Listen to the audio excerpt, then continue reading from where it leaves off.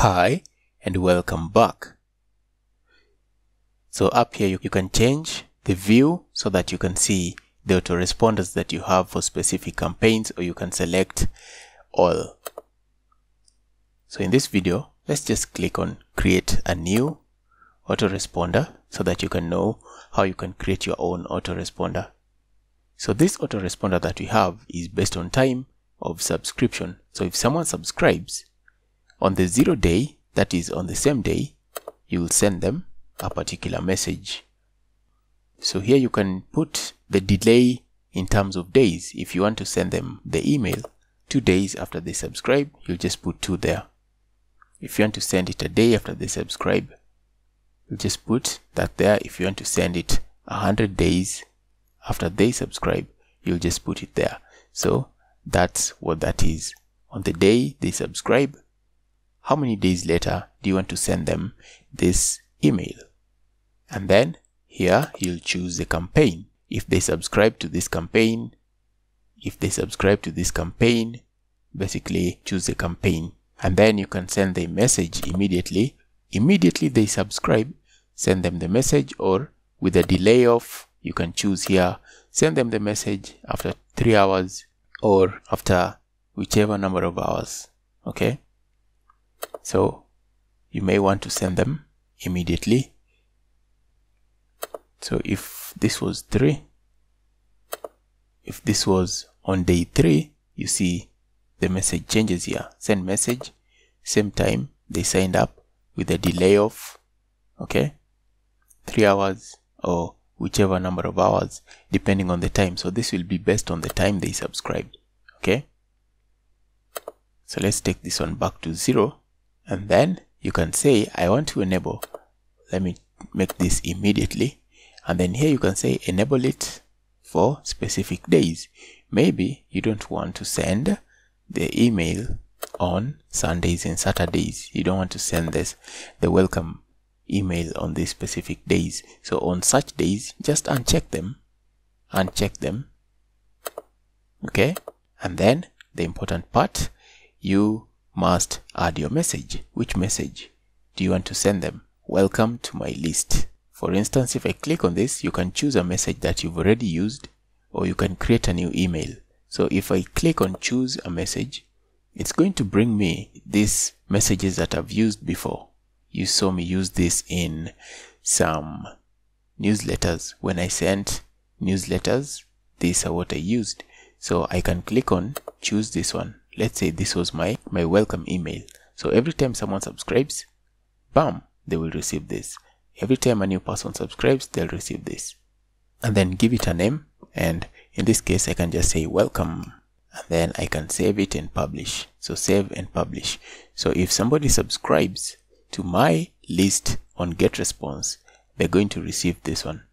So I can just click yes, send them the message.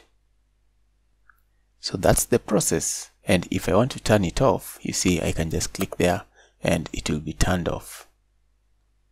If I want to turn it back on, I can click there and it will be turned on. I can duplicate this one. I can edit it. I can view the statistics and I can preview it. I can delete it and I can also test it. So if I want to create another one, maybe you're doing a tutorial. You're introducing someone to your website, you're introducing someone to your software, you're introducing someone to your plugin. So on the second day also, if I click here, it will add something for me. So a day after they subscribe, maybe you want to teach them something new. So you'll come back and create another one. Yeah, we want it to be in that campaign, same time they signed up. Then of course we want it sent every day. This time around, you can say you want to create a new email. So in most cases, it's always good to have these emails in advance. Just create them and then maybe you can create them as drafts. And then you come back here and it will make your work very easy.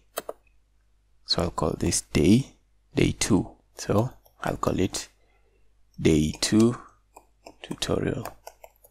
So you can call it whatever you want. This is just a sample scenario for me. And then I say next. And then we choose a template, and I can click on my templates to choose a template that I used prior, and then I can just choose this template. So there's my template, and the only thing I want to edit is, and that is the idea of personalizing the email.